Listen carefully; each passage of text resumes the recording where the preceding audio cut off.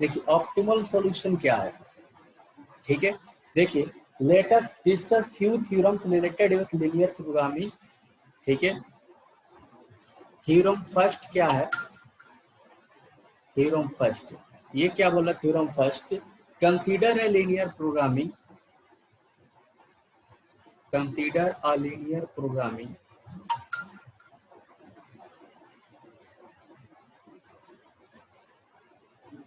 linear programming problem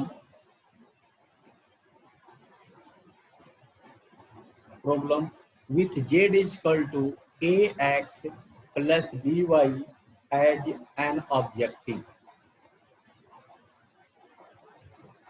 ठीक है, objective function.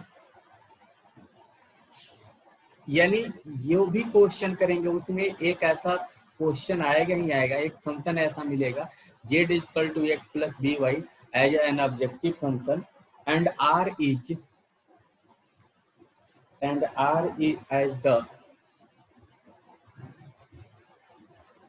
as the feasible result,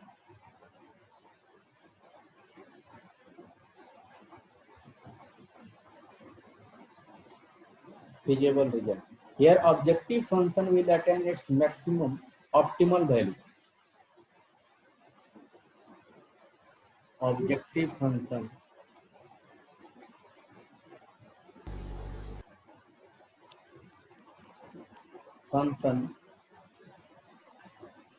z will attain its optimal value, यानी maximum और minimum at corner point.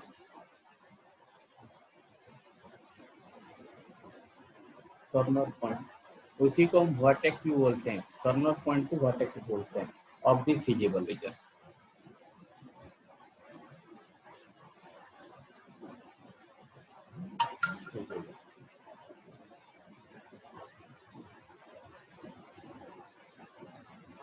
We can define corner point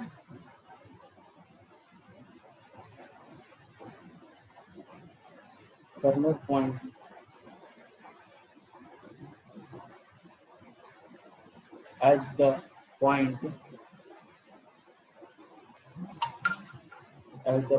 of a feasible region,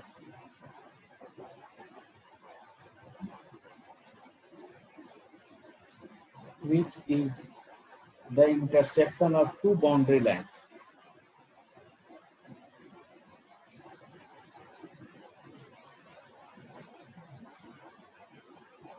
Two boundary line.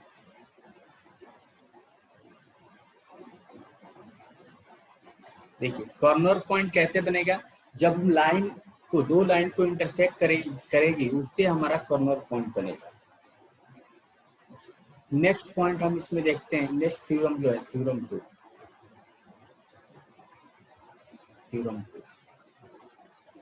Consider a linear programming,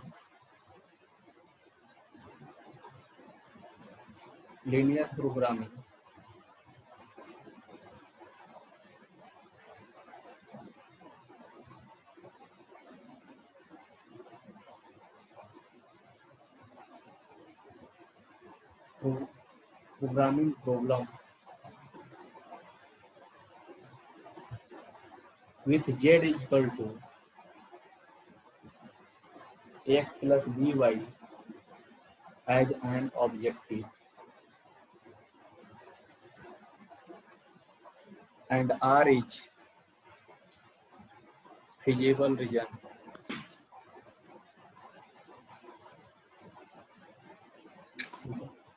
case first देखते हैं, इसमें क्या आ जाएगा case first.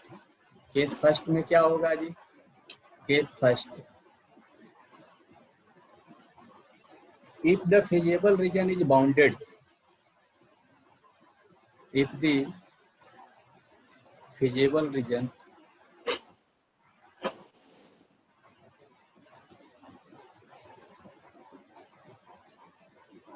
region is bounded, then the objective function will attain, then the objective function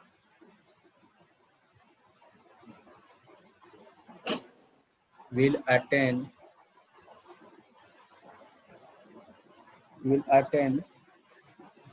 its optimal value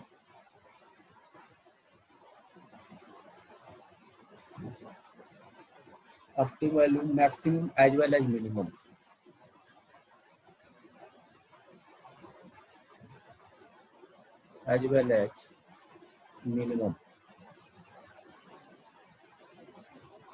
On a feasible region.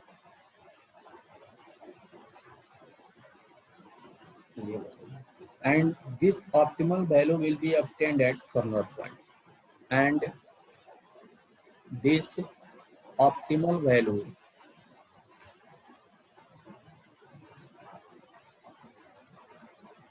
will attain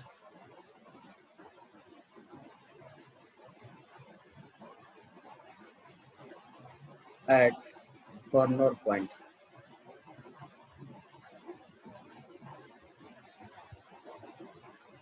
At corner point of the feasible region.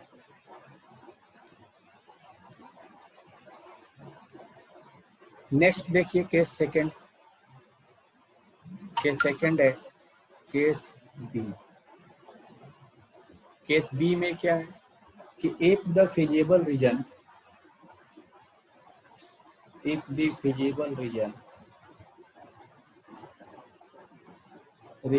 R is unbounded,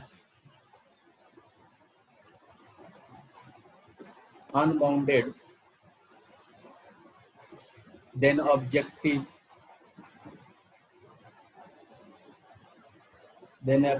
function z is equal to ax plus by may not attain its maximum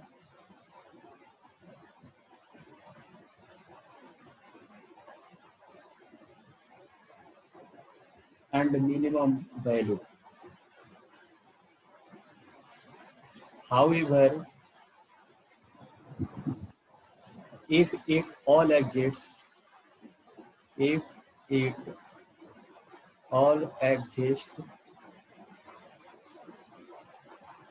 then it will be attained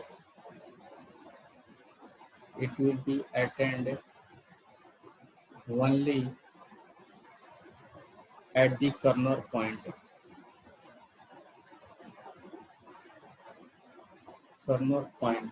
of the feasible region.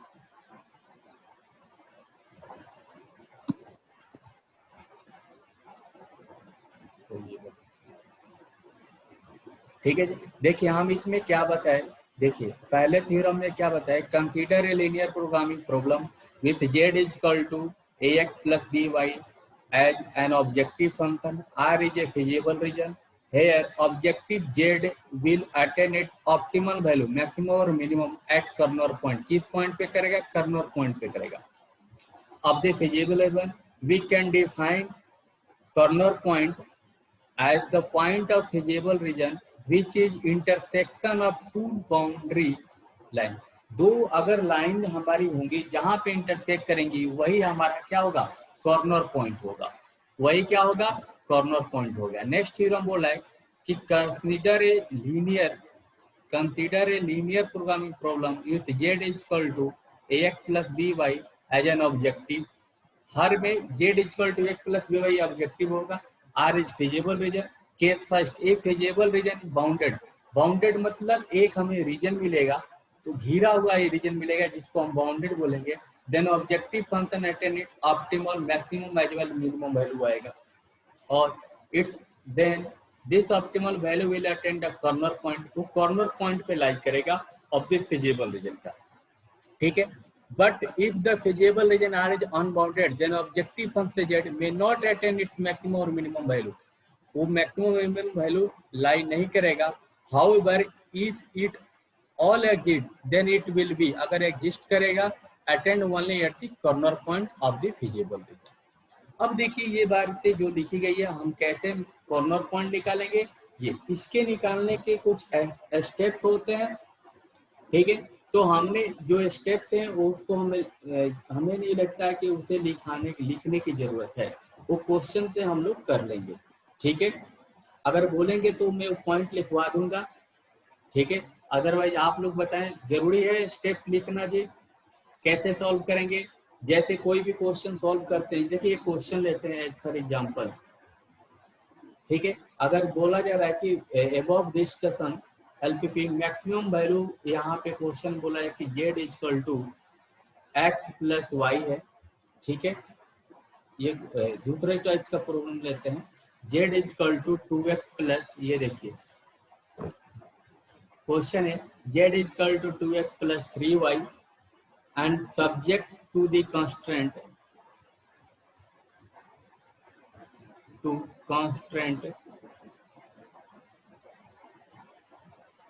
है x plus y is less than equal to 5, 3x plus y is less than equal to 9 and x is greater than equal to 0 and y is greater than equal to 0. तो हमें find out करना है जी. Question ये solve करेंगे, try करेंगे question को. तो कैसे सॉल्व करेंगे, ये देखिए. ये हमारे पास ये कंडीशन है, क्वेश्चन में दिया maximum z equal to 2x plus 3y find out करना. सब्जेक्ट टू कांस्टेंट ये दिया x plus y is less than equal to 5 है, 3x plus y is less than equal to 9 है, x plus y x is greater than equal to 0 and y is greater than equal to 0. हम इसे कैसे solve करेंगे? देखिए पहले step में क्या है, इस लाइन को ड्रॉ करेंगे. हमने बताया था इस लाइन को हमने ड्रॉ किया, ठीक है. इक्वल टू साइन लेके हम ड्रॉ करेंगे. तो लाइन को ड्रॉ करेंगे तो यहाँ पे क्या आएगा, इस लाइन को ड्रॉ करेंगे तो 5,0 एंड 0,5, ठीक है. 0,5, इसको थोड़ा और ले लेते हैं.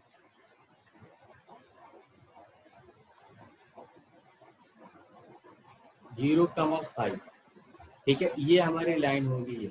अब डार्क लाइन इसलिए होगी क्योंकि यहाँ पे ये देखिए x plus y is less than equal to 5. अब नेक्स्ट की बात करते हैं दूसरी लाइन की. दूसरी लाइन हमारी क्या दी गई, 3x plus y is less than equal to 9. तो 3x यानी x इक्वल टू क्या हो जाएगा, 3,0 हो जाएगा एंड y इक्वल टू क्या होगा, 0,9 होगा. तो ये लाइन ऐसी होगी, ठीक है. ये लाइन ऐसी होगी. ये कौन सी लाइन होगी, 3x plus y is less than equal to 9, ये लाइन होगी. अब ये क्या बोल रहा है, x is greater than equal to 0, ये हमारा ओरिजिन है.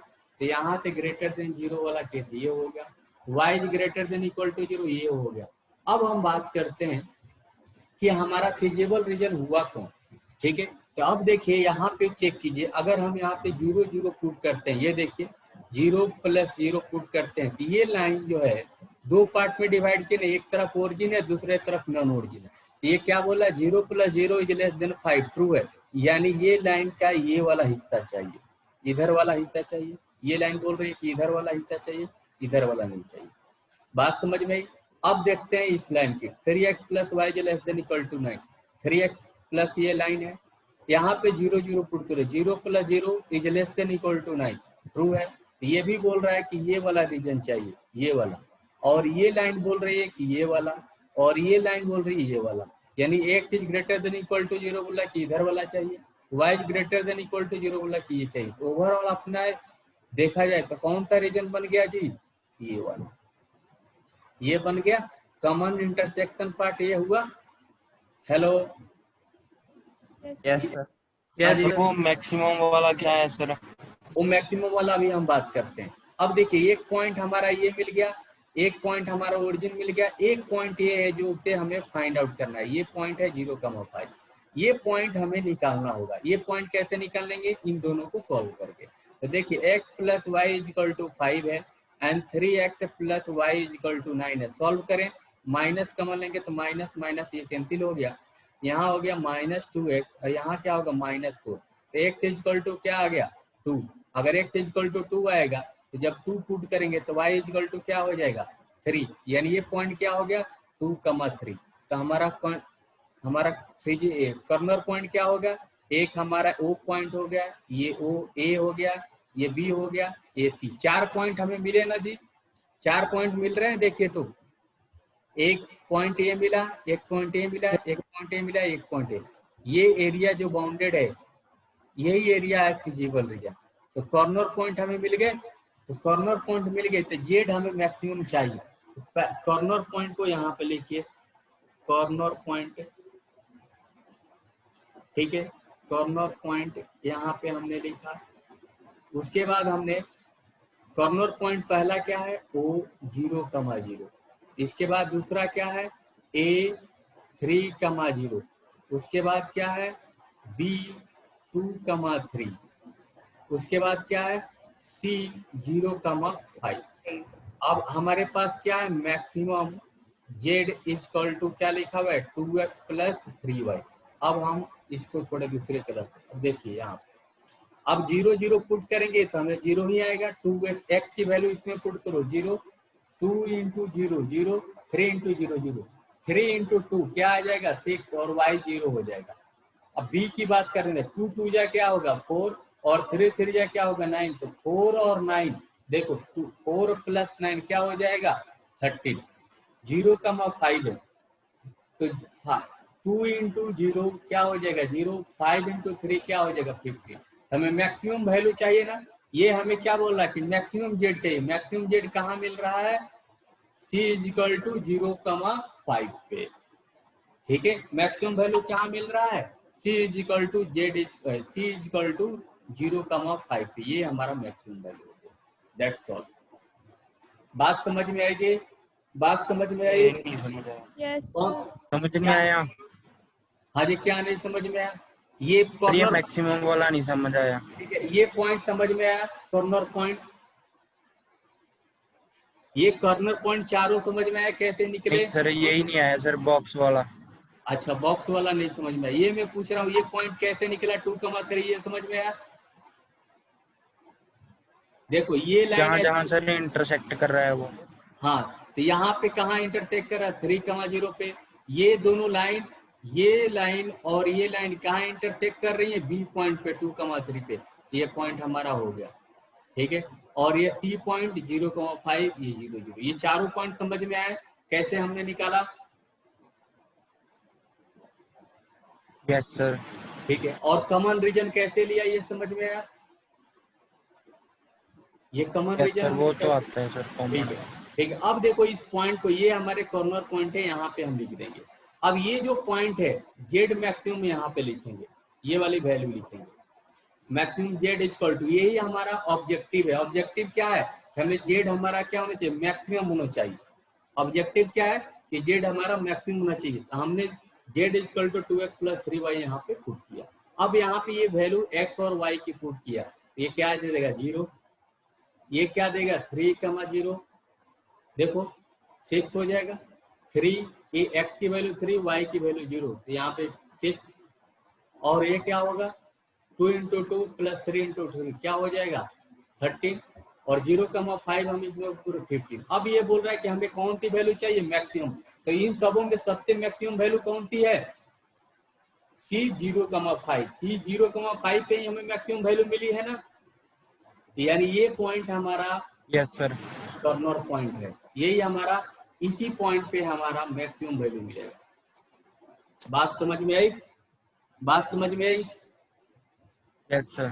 ठीक है। अब देखो ये प्रोसेस हमें लिखवाने की जरूरत है क्या, नो ना, कि हम क्या करेंगे, ये लाइन ड्रॉ करेंगे ग्राफ में, फिर कॉमन एरिया लेंगे, फिजिबल रीजन लेंगे, फिर हमें मैक्सिमम मिनिमम जो क्वेश्चन में दिया रहेगा, ये ऑलरेडी दिया हुआ है मैक्सिमम। अगला क्वेश्चन करते हैं नेक्स्ट क्वेश्चन नंबर देखिए 2। ये क्वेश्चन नंबर 2 दिया है, solve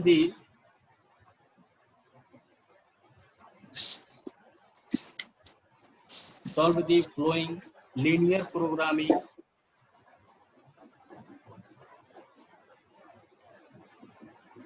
linear programming problem graphically,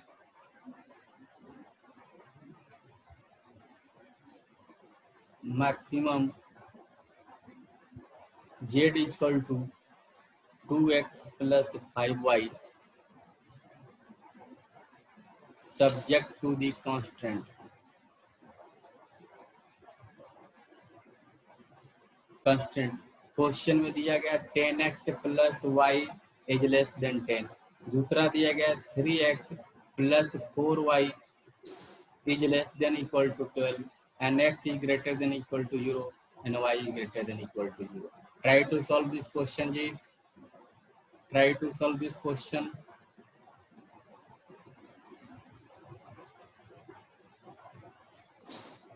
हाँ जी, ये न्यू चैप्टर है जी आकाशदेव।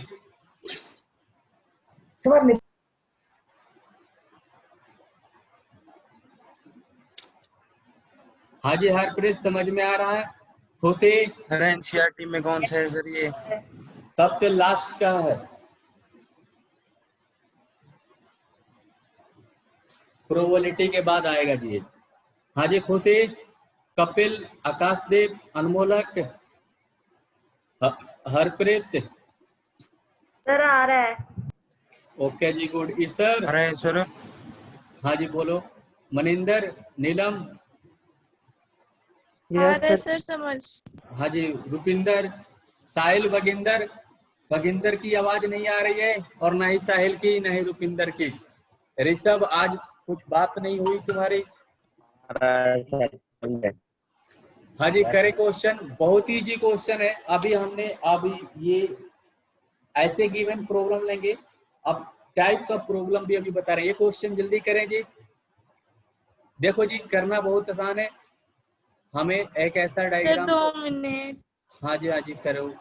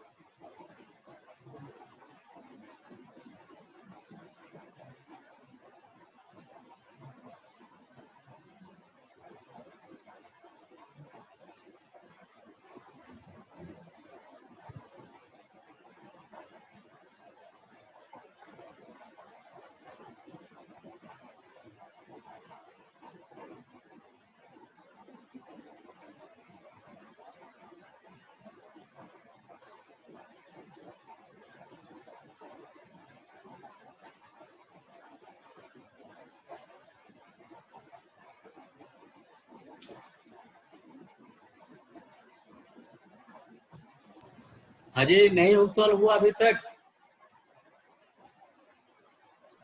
सर आप करवाओ, चेक करेंगे। देखिए, ऑब्जेक्टिव हमारा ये दिया हुआ है और यहाँ पे बोला जा रहा है कि ये मैक्सिमम है, ठीक है। और इक्वेशन जो दी गई है 10x plus y is less than 10 है, 3x plus 4y is less than equal to 12 है, x is greater than equal to 0, y is greater than 0। तो देखिए पहला इक्वेशन जो हम ड्रॉ करेंगे, अगर x को 0 करते हैं, y को 0 करेंगे तो x क्या हो जाएगा 1, तो 1,0 एंड y क्या हो जाएगा 0,10। ये हमारी लाइन ऐसी बनेगी और ग्रेटर देन इक्वल टू ऐसी डॉटेड लाइन नहीं होगी, डार्क लाइन, राइट। इस लाइन को हमने लिख दिया 10x plus y is less than equal to 10। कोई प्रॉब्लम? यहाँ पे देखिए अगर y को 0 करेंगे तो x इक्वल टू आएगा 4, ये हमारा हो जाएगा 4,0। ठीक है, अब देखिए यहाँ पे अगर y को x को 0 करेंगे तो y इक्वल टू आएगा 3, तो यहाँ पे वैल्यू आ जाएगी ये 0,3। ठीक है, तो ये लाइन हमारी ऐसी बन जाएगी। ठीक है, ये अब देखिए ये लाइन बोल रहा है ये x is greater than equal to 0, यानी ये हमारी लाइन होगी यहाँ पे, ये फर्स्ट क्वाड्रेंट इधर। ठीक है, y is greater than equal to 0, ये भी इधर। अब हम चेक करते हैं कि कौन सा फंक्शन हम लेंगे। देखिए अगर कौन सा रीजन लेंगे, अगर एक यहाँ पे 0, यहाँ पे 0, ये 0 plus 0 is less than 10 true है, यानी ये वाला रीजन आएगा। कौन सा रीजन आएगा? ये वाला। ठीक है, ये वाला रीजन आएगा इस लाइन का। और यहाँ पे देखिए 0 प्लस 0, यहाँ पे भी लेस देन 0 अर्थ ये भी ट्रू है, ये वाला रीजन आएगा। तो इंटरसेक्शन एरिया क्या हो जाएगा? ये वाला एरिया हो जाएगा ना, ये वाला। यानी अपना रीजन कौन सा हुआ जी? ये देखिए ये वाला अपना फिजिबल रीजन कौन सा हुआ? ये। बात समझ में आई जी? इसमें किसी को दिक्कत है? अब ये पॉइंट हमें निकालना होगा इन दोनों को सॉल्व करके। किसी ने निकाला ये पॉइंट, क्या आएगा? ये पॉइंट आएगा 28/37, 90/37। किसी ने सॉल्व किया है? Yes sir. यही आया है ना? Yes sir. 38/37 एंड 90/37, इन दोनों को सॉल्व करेंगे तो ये आ जाएगा पॉइंट। तो देखिए ये पॉइंट O हो गया, ये A हो गया, ये B हो गया, ये C हो गया। अब हमें यही देखिए A B C, अब हमें कॉर्नर पॉइंट हमें निकालना है। तो यहाँ पे देखिए रजिस्टर्ड कितना तेरे गंदी शक्ल वाले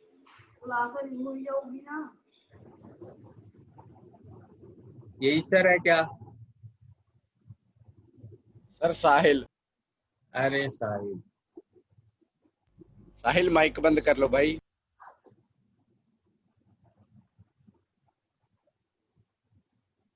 आजकल सर? घूमने। हाँ जी बोलो। सर ये जो क्या कहते थे, ये 28.37/37 है, ये कैसे है सर? इन दोनों इक्वेशन को हमने सॉल्व किया, इन दोनों को, यही दोनों इन्हें इंटरसेक्ट कर रही है यहाँ पे। Yes sir. हाँ, अच्छा ठीक है ठीक है ठीक है। इसमें 4 से मल्टीप्लाई कर देंगे तो 4y माइनस करेंगे तो हो जाएगा। तो z इक्वल टू हो गया 2x प्लस 5y। अब देखिए corner point O 0,0, A 1,0, B 28/37 and 90/37 and C जो है 0,3। अब देखिए यहाँ पे तो 0 ही दे देगा, 1 कम है तो यहाँ 2 आएगा, और 0,3 है तो यहाँ 15 आएगा। अब इसको वैल्यू पुट करो, 2 इंटू 28/37 प्लस 5 इंटू 90/37। अब देखिए 37 दोनों से कमर आ जाएंगे, तो 28 दूना 56 यानी 56, और 5 ना ये क्या हो गया 450, यानी ये वैल्यू कितनी होगी कि इस। अब देखिए ये तो दोनों से कोई बात ही नहीं, यहाँ पे यहीं पे दिक्कत है कि ये 15 आ रहा है, ये वैल्यू कितनी, तो ये क्या होगा लगभग 500 हो गए। तो 500 को 37 से डिवाइड करें, ठीक है, यानी ये कितने कम आ रहा है सर? कितने 15 से कम आ रहा है ना, तो ये 15 से कम आ रहा था। मैक्सिमम वैल्यू आपकी कौन सी हो गई? ये मैक्सिमम वैल्यू कहाँ मिलेगी? इस पे, ये मैक्सिमम। तो यहाँ पे लिखना पड़ेगा, एक लाइन लिख देंगे, थोड़ा एग्जामिनर को अच्छा लगेगा कि we are getting maximum at 0, this. अच्छा एक हमने गलती कर दिया, किसी ने ध्यान नहीं दिया, ये 0, ये कैसे 0,3, ये गलत दिया, 0,3 यही मैक्सिमम होगा। ठीक है, ये गलत क्वेश्चन दिया हुआ है आंसर में, वही मैं देख रहा। ठीक है, तो ये 0,3 पे हमें मैक्सिमम वैल्यू मिलेगी। बात समझ में आई? ये बात समझ में आई? कोई दिक्कत है इसमें किसी को? No sir. ठीक है, अब देखिए टाइप्स ऑफ प्रॉब्लम की बात करते हैं। Types of problem,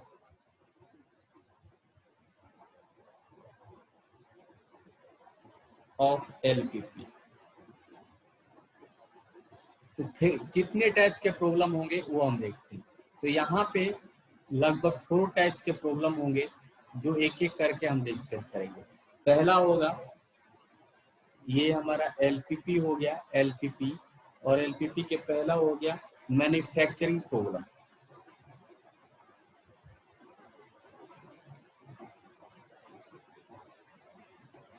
manufacturing problem.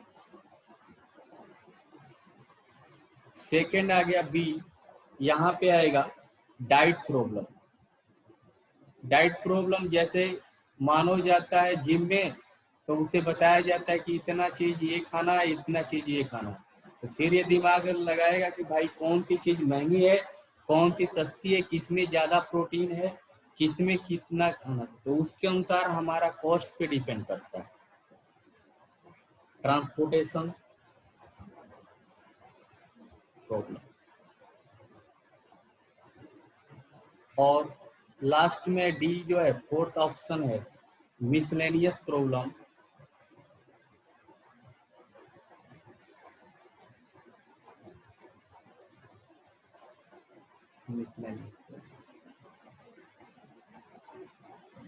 ठीक है, miscellaneous problem.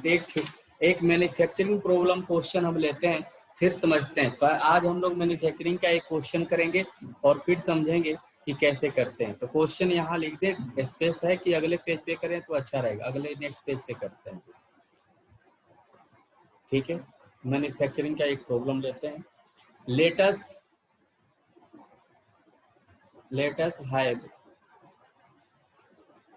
Have 3 machine, 3 machine, first, second and third. Machine first and second will work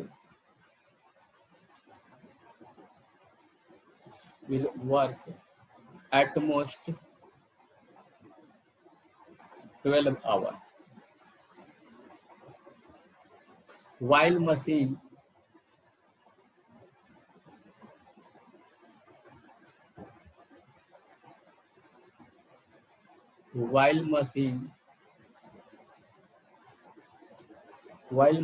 third must work for at least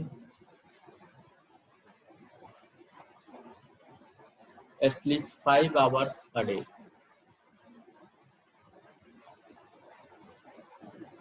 5 hours a day. Now the hourly requirement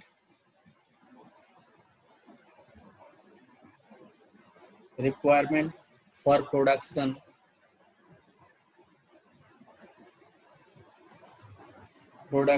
of 1 unit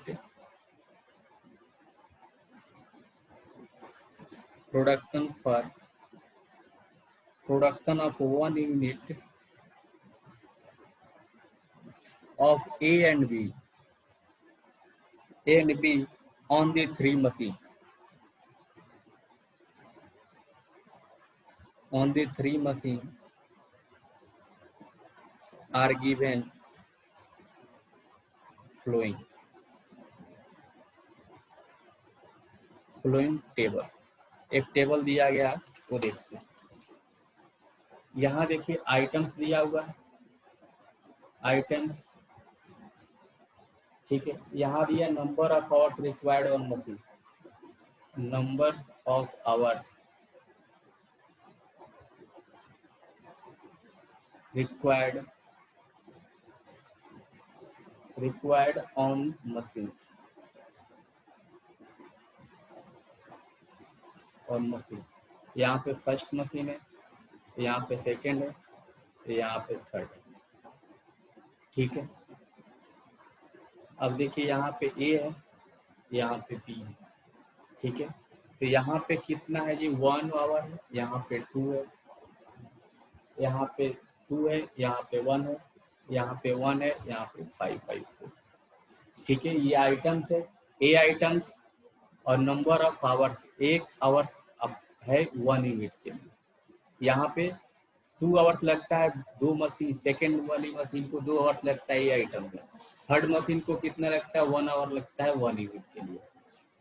B items बनाने में machine first जो है उसको 2 घंटा लगता है, machine second को 1 घंटा लगता है, मशीन थर्ड को 5/4 आवर्स, ठीक है। तो इस टाइप के प्रॉब्लम को हम कैसे करेंगे समझते हैं पहले, फिर देखते हैं कि let's we have 3 machine, first second third. हमारे पास 3 मशीन है, ठीक है। एक मशीन फर्स्ट है, दूसरी सेकेंड है, तीसरी थर्ड है, ठीक है। जैसे कपिल एक फैक्ट्री लगाया है, राइस मिल, तो राइस मिल लगाया है ना, तो जैसे मान लीजिए 1 क्विंटल राइस को या 1 पीस कोई भी आइटम होने के लिए, तो machine first and second will work at least 12 hour, at most 12 hour. ज्यादा कितनी काम कर सकती है दोनों मशीन एक दिन में, 12 घंटे, first and second week. While machine third must work for at least 5 hour a day, माने 5 आवर्स काम करना ही करेगा कम से कम third machine. Now the hourly requirement for production of 1 unit of A and B on the 3 machine are given following. देखिए A और बी एक 2 आइटम है जिनको हमें प्रोड्यूस करने के लिए, 1 यूनिट को प्रोडक्शन निकालने के लिए ये हमें इतने टाइम लगते हैं। अगर ये आइटम का 1 यूनिट लगाना है तो मशीन फर्स्ट उसको बनाने में 1 घंटा लगेगी, सेकेंड 2 घंटा लगेगी, थर्ड 1 आवर लगेगा, तब जाके एक आइटम तैयार होगा। सिमिलरली अगर बी आइटम तैयार करना है तो मशीन जो है फर्स्ट है वो 2 आवर्स उस पर वर्क करेगी प्रोडक्ट प्रोड्यूस करने में, सेकेंड मशीन 1 आवर करेगी और थर्ड मशीन 5/4 आवर करेगी, ठीक है। तो हम कैसे करेंगे ये देखिए, तो हमें मानना पड़ेगा, हम कैसे क्वेश्चन को करेंगे कि देखिए ए और बी के कितने आइटम थे ये हमें मानना पड़ेगा। तो मान लीजिए ए आइटम एक्स है और बी आइटम्स को हमने वाई मान लिया, ठीक है। नंबर ऑफ यूनिट्स ऑफ ए, देखिए नेक्स्ट पेज पे करते हैं सॉल्यूशन। तो यहाँ पे माना हमने कि let x be the number of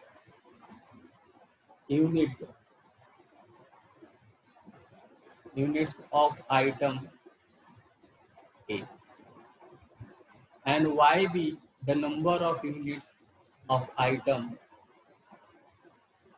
B, ठीक है। और मैक्सिमम हमें क्या चाहिए ये देखिए, मैक्सिमम आउटपुट हमारा क्या है प्रोडक्शन, ये देखिए कहते कि यहाँ पे बोल रहा है 5 आवर एटलीस्ट थर्ड मशीन के लिए, और ए और फर्स्ट एंड सेकेंड के लिए कितने चाहिए 12 आवर चाहिए, ये दिया गया है। और हमारे को अच्छा ये देखो एक यहाँ पे कुछ और लिखा हुआ था जो मैं लिखना भूल गया, ये भी लिख देता हूँ। यहाँ पे लिखा हुआ है ये आइटम प्रॉफिट पर यूनिट, ये देखो प्रॉफिट पर यूनिट, ये क्वेश्चन में छूट गया जी, profit per unit on A per unit of, profit per unit on A is 5 rupees. A पे कितना प्रॉफिट हो रहा है 5 rupees, and B on B is 6 rupees. What will be the maximum profit?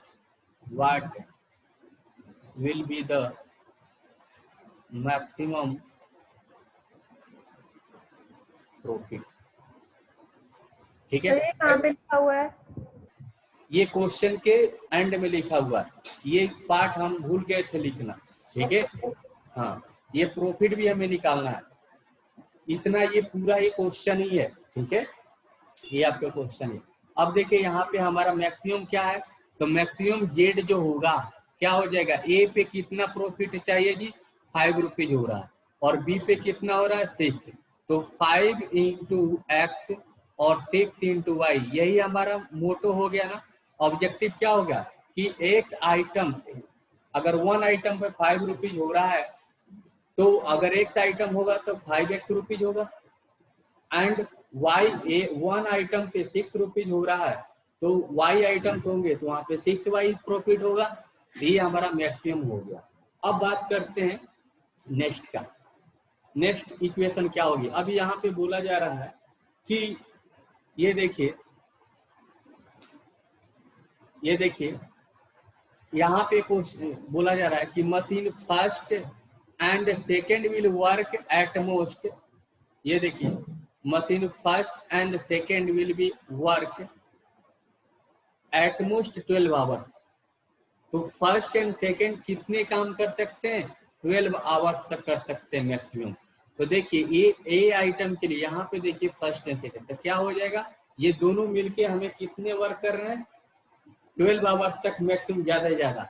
तो पहला देखिए यहाँ पे देखिए ए आइटम के लिए क्या होगा, 1 into x plus 2 into y, तब मिलके ये हमारा कितने करेंगे 12। तो क्या हो जाएगा यहाँ पे x plus 2y is less than equal to 12, क्योंकि ए मशीन देखिए ये दोनों मिलके एक प्रोडक्शन लगाने के लिए ये दोनों मिलके कितने वर्क कर रहे हैं, 12 आवर। तो फर्स्ट मशीन कितना काम कर रहा है, ये देखिए first machine and second machine, ये फर्स्ट और सेकेंड मिलके कितने काम करेंगे, 12 आवर। हाँ जी सर ये मशीन थोड़ा है XY, ये तो मतलब प्रोडक्ट है फिर। भाई तो प्रोडक्ट है तो नंबर ऑफ आइटम्स है ना, ये नंबर ऑफ आइटम्स हो गया। तो एक आइटम के लिए कितना लग रहा है, ये देखिए 1 आवर लग रहा है फर्स्ट का, हाँ सर, और सेकंड का कितना आवर लग रहा है, 2 आवर्स लग रहा है ना, सेकंड आइटम के लिए 2 आवर लग रहा है ना फर्स्ट। तो इसी को हमने लिखा कि first plus 2y is less than equal to क्या है, उन्होंने सर क्वेश्चन में तो ये कहा है ना फर्स्ट और सेकंड मशीन दोनों हाँ जी। मिलाकर 12 आवर, नहीं तो हमने तो फर्स्ट एंड प्रोडक्ट लिए second machine work at most, ये बोल रहा है कि पहली मशीन और दूसरी मशीन ज्यादा 12 घंटे काम कर सकती है। ये मीनिंग हुआ ना कि मशीन फर्स्ट एंड तो मशीन फिर सर हमने मशीन तो दी नहीं ना। हाँ हाँ जी बोलो,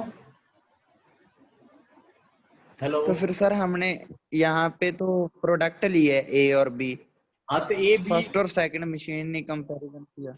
नहीं जो सेकेंड मशीन, फर्स्ट मशीन कितना वर्क कर सकता है, 12 घंटे ना, तो दोनों का एक एक यूनिट निकालना है ना पर डे, दोनों का। ये तो बोल रहा है ना कि पर डे का प्रोडक्शन है ना ये, तो ए आइटम निकालने के लिए उसको एक यूनिट पे कितना लग रहा है, 1 घंटा, और बी आइटम के लिए उसको कितना लग रहा है, 2 घंटा, और दोनों को मिलाकर कितना लगेगा, ज्यादा वो काम करेगा तो 12 घंटा। बात समझ में आई? सर जैसे देखो सर, जो फर्स्ट एंड सेकंड है मतलब वो दोनों मिलकर 12 घंटे कर रही हैं। नहीं भाई दोनों नहीं, अलग अलग machine first and second will work at most 5 hours कर रहा है, मतलब While फर्स्ट में 12 घंटे और सेकंड में 12 घंटे। Yes, while machine third most work for at least 5 hours a day. Okay sir sir. हमने इक्वेशन में तो सर प्लस का है भी x plus y is equal to 12। अरे भैया तो पहले आइटम के लिए कितना टाइम लगा रहा है, फर्स्ट मशीन 1 आवर निकाल रहा है, एक आइटम के लिए कितना काम कर रहा है, 1 घंटा, यस सर। और बी के लिए भी एक आइटम के लिए 2 घंटा काम कर रहा है ना। और हमारा कितना आइटम है, एक्स और वाई आइटम है, एक्स के ए के कितने आइटम है x, और वाई के बी के कितने हैं वाई, तो 1 इंटू एक्स हुआ और 2 इंटू वाई होगा, ये दोनों मिलके कम से कम ज्यादा कितने काम करेगा, 12 घंटा ही काम करेगा। सर बस सर ये एक मशीन ही सर दो अलग अलग आइटम बना रही है? हाँ जी, एक ही मशीन दो अलग अलग आइटम बना रही है। हाँ सर ठीक है। और किसी को दिक्कत है जी इसमें? नहीं सर। ठीक है। अब देखिए दूसरे मशीन में ये बोला जा रहा है, यहाँ पे देखिए दूसरी मशीन जो है, सेकेंड वाली मशीन ए आइटम के लिए एक आइटम के लिए 2 घंटा लेती है और बी आइटम के लिए 1 घंटा लेती है।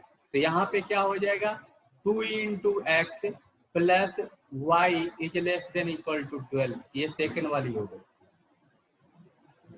ठीक है, क्योंकि बात समझ में, सेकंड मशीन ए आइटम को एक आइटम पे 2 घंटा काम करती है और बी आइटम पे बी आइटम के लिए 1 आवर करती है 1 यूनिट के लिए।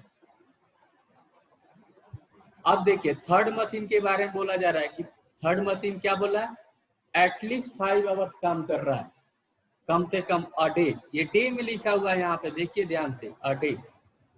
ये सारी चीजें डे पे बातें हुई है। Now available you can a and B on 3 given table. ठीक है, सारी चीजें। अब देखिए यहाँ पे बोल रहा है कि थर्ड आइटम जो ए के लिए 1 आवर कर रहा है और बी के लिए 5/4 कर रहा है। तो x इंटू 1 और 5/4 इंटू वाई, और ये वैल्यू क्या होगी, ग्रेटर देन एटलीस्ट 5 आवर काम कर सकता है। तो ग्रेटर देन इक्वल टू 5 हो सकता है। ये देखिए बोल रहा है कि at least 5 hours a day must work at least पर, माने 5 घंटा वो काम करेगा ही करेगा, वो मशीन करेगी ही करेगी 5 घंटा कम से कम, ज्यादा ज्यादा जितना कर ले। तो ये हो जाएगा थर्ड इक्वेशन। ये तीनों इक्वेशन आपको समझ में आई? ये तीनों, हाँ जी, Yes, कोई sir. अब देखिए प्रोडक्शन जब भी होगा उसकी संख्या क्या होगी, या तो 0 होगी या 0 से बड़ी होगी। तो ये अपने से हमने लिखा, किसी भी आइटम का प्रोडक्शन होगा किसी कंपनी के द्वारा, या तो 0 होगा या 0 से बड़ा होगा, या नहीं प्रोडक्शन करेगा या 2-4 यूनिट्स करेगा। ऐसा तो माइनस में तो करेगा नहीं। बात समझ में आ रही है? हेलो, हाँ जी। Yes sir. तो इसे अब सॉल्व करना है। अब ये क्वेश्चन वर्ड में था, हमने इसे कैसे सॉल्व किया, ये समझ में आई बात? Yes sir. हाँ जी, कोई दिक्कत है इसमें किसी को? तो No, ट्राई, sir. सर ये जेड वाला समझा दो तो। कौन सा वाला? सर जेड वाला जो सर 5x + 6y लिख रहे थे। जेड कहीं नहीं लिया हूं मैं, जेड कहाँ लिया हूं?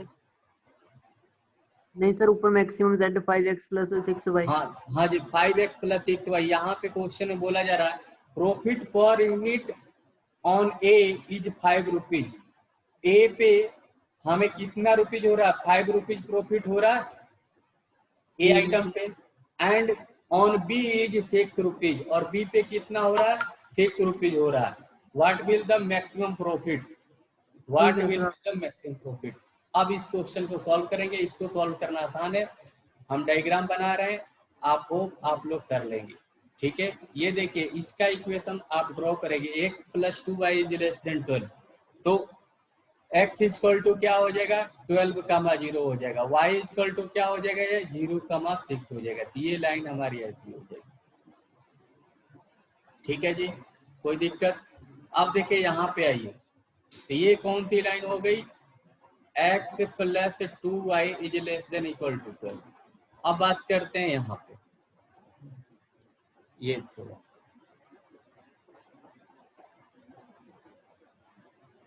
ये कौन सी लाइन है जी, ये कौन सा था जी, 2, x 12 था और ये 2, ये 6 था।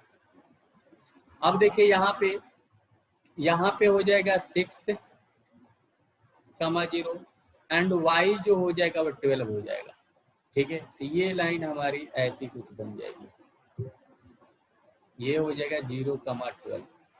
ये लाइन हो जाएगी अपनी, क्या हो जाएगी, 2x + y is less than equal to 12। अब देखिए यहाँ पे x y को 0 करेंगे तो x इक्वल टू 5 आएगा, तो यहाँ 5, 0 हो जाएगा। एंड y x को 0 करेंगे तो y इक्वल टू क्या आ जाएगा, 4। तो ये पॉइंट यहाँ पे आ जाएगा। ठीक है, तो ये लाइन ऐसी बनेगी। ठीक है, कुछ तरह से ऐसी जाएगी। ठीक है, ये ऐसी जाएगी, ये लाइन हो गई। x + 5/4 y is greater than equal to 5, ये है। अब देखिए यहाँ पे 0 0 पुट करेंगे इस लाइन में, तो ये इधर आएगा, ये लाइन बोलेगी इधर सोल्यूशन चाहिए, ठीक है, और ये लाइन बोलेगी, ये भी बोलेगी कि इधर सोल्यूशन चाहिए, ठीक है, ये भी बोल रही है ये सोल्यूशन चाहिए। बट ये लाइन देखिए 0 0 पुट कर रहे हैं तो क्या हो जा रहा है, रॉन्ग हो रहा है, 0 इज ग्रेटर देन 5, रॉन्ग, यानी ये बोल रहा है कि हमें ये वाला सोल्यूशन चाहिए, ठीक है।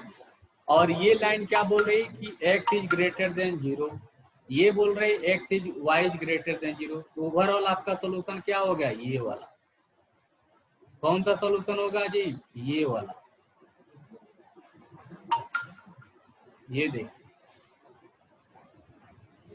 तो ये पॉइंट है 0,4, ये पॉइंट है 0,6, ये पॉइंट है 5,0, ये है 6,0, ये पॉइंट आपको इन दोनों को सॉल्व करके निकालना होगा। तो इन दोनों को सॉल्व करके निकालेंगे तो ये पॉइंट आ जाएगा 4,4, क्या आ जाएगा जी 4,4, तो 4,4 आ जाएगा, तो कॉर्नर पॉइंट आप निकाल लें, ठीक है। तो यहाँ पे कॉर्नर पॉइंट ये है, ठीक है, ये हो जाएगा कॉर्नर।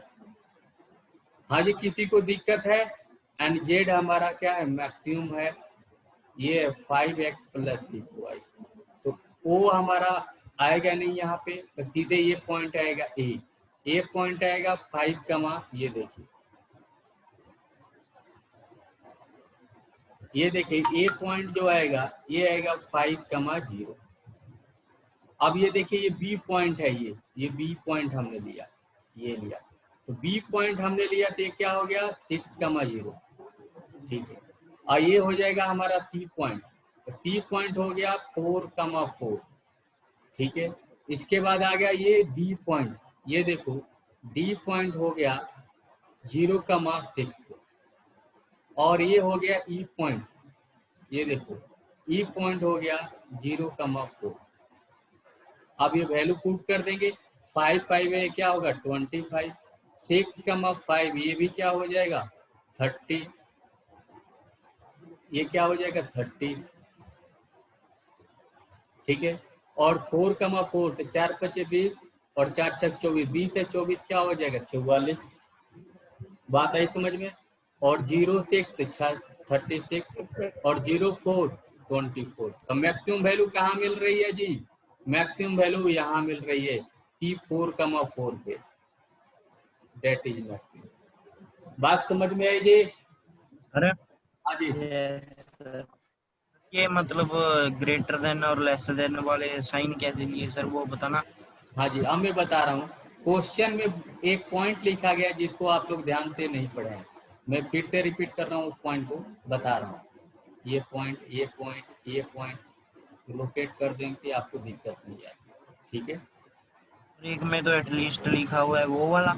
हाँ जी, एटलीस्ट का मतलब है कि कम से कम ये, और ज्यादा ज्यादा की बात ही नहीं करनी है, और एटमोस्ट मतलब ज्यादा से ज्यादा, ये दो बातें लिखी गई है यहाँ पे। देखिए ये बोल जा रहा है कि एटलीस्ट, एटलीस्ट का मतलब होता है कम से कम, तो एटलीस्ट 5 आवर, मैंने कम से कम 5 आवर, ज्यादा ज्यादा कितने, तो इसलिए हमने यहाँ क्या लिया एटलीस्ट 5, यानी कम से कम 5, तो 5 के तरफ क्या होगा लेस देन का साइन रख दिया, ठीक है।